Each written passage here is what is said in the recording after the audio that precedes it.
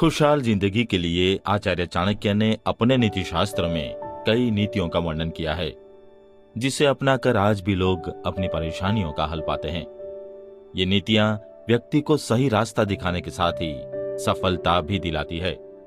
अगर आप भी अपनी जिंदगी में सुख और शांति चाहते हैं तो चाणक्य की इन नीतियों को अपने जीवन में जरूर उतारें।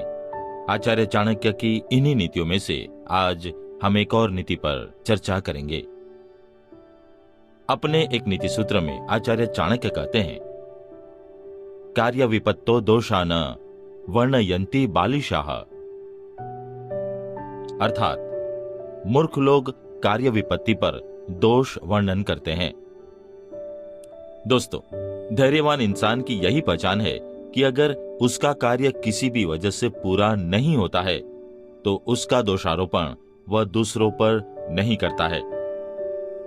कार्य की असफलता का दोष न तो अपने विपक्षी पर करना चाहिए और न ही अपने साथ काम करने वालों पर, क्योंकि ऐसी स्थिति में काम बनने के बजाय और बिगड़ता ही चला जाता है। इसलिए समझदारी इसी में है कि असफलता की पूरी जिम्मेवारी खुद पर लेते हुए अपने प्रयत्नों की समीक्षा करनी चाहिए। यह देखना चाहिए कि आखिर हमारे प्रयासों में कहां कोई कमी रह गई है कि यह काम पूरा नहीं हो पाया।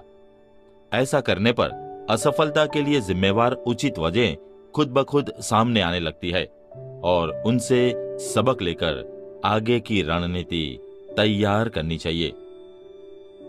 दोस्तों, जब आगे की रणनीति तैयार हो जाए तो दुगने आत्मविश्वास के साथ फिर से उस काम को पूरा करने में लग जाना चाहिए।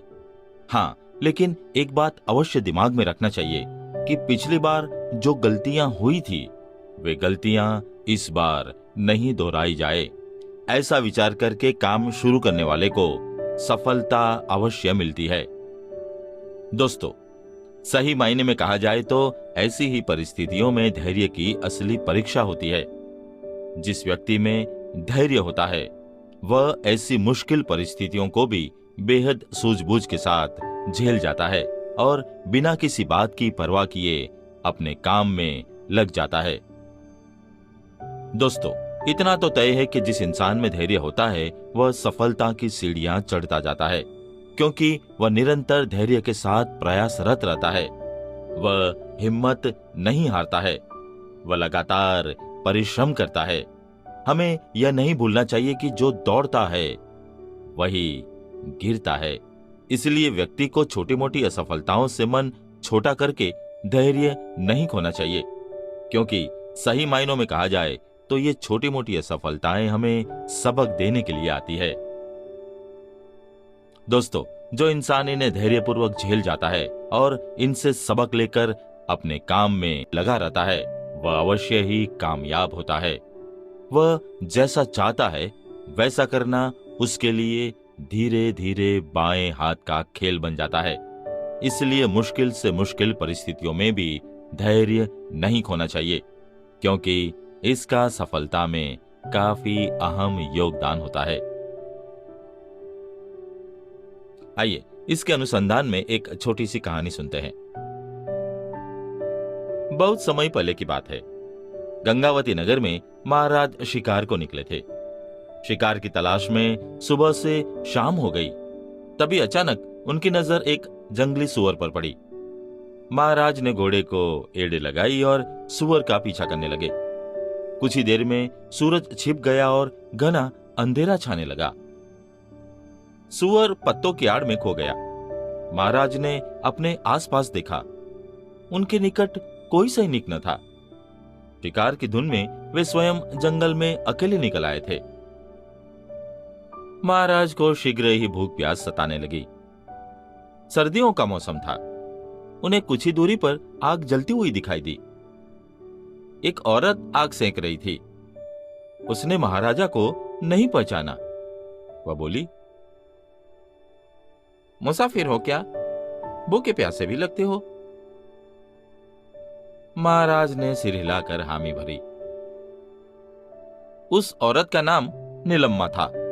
वह खाने के लिए थोड़ा सा भात और सब्जी ले आई। भोजन स्वादिष्ट था। खाने के बाद महाराज ने पूछा। तुम यहाँ घने जंगल में अकेली रहती हो? नहीं, मेरे पति भी साथ रहते हैं, वह अभी बाजार गए हैं, नीलम्मा ने उत्तर दिया। वह दोनों लकड़ी का कोयला बेचकर गुजारा करते थे। उसी समय नीलम्मा का पति भी आ पहुंचा। उसने महाराजा को पहचान लिया और उनको प्रणाम किया। नीलम्मा को अब पता चला कि जिसे वह मुसाफिर समझ रही थी वे तो महाराज है। महाराज ने खुश होकर उन्हें चंदन वन उपहार में दे दिया। तभी सैनिक भी महाराजा की खोज में वहां आ पहुंचे और महाराज लौट गए। इस बात को कई वर्ष बीत गए। एक दिन महाराज पुनः शिकार खेलते खेलते चंदन वन में जा पहुंचे। तभी उन्हें नीलम्मा और उनके पति की याद आई। उन्होंने सोचा कि वे दोनों भली प्रकार जीवन यापन कर रहे होंगे। अचानक उन्होंने देखा कि एक बूढ़ी स्त्री लकड़ियों के टुकड़े चुन रही थी। उन्हें देखते ही वह स्त्री उनके पैरों पर गिर पड़ी। महाराज नीलम्मा की दीन दशा को देखकर चौंक गए और पूछा, क्या तुम्हारे पति तुम्हें छोड़ गया है? नहीं महाराज, हम आज भी उसी तरह प्रेम से रहते हैं और लकड़ी का कोयला बनाकर बेचते हैं। क्या? नीलम्मा की बात सुनकर महाराज ने माथा पीट लिया। उन दोनों ने सारे चंदन वृक्षों को लकड़ी का कोयला बना बनाकर बेच दिया था। महाराज ने नीलम्मा की पति को एक लकड़ी का टुकड़ा देकर कहा, जरा इसे बाजार में बेच कर आओ। बाजार में चंदन की लकड़ी हाथों हाथ बिक गई। नीलम्मा के पति को बहुत से रुपए मिले। तब उसकी समझ में आया कि उसने कितनी बड़ी मूर्खता की है। उपहार में मिला चंदनवन उनकी मूर्खता के कारण नष्ट हो गया था।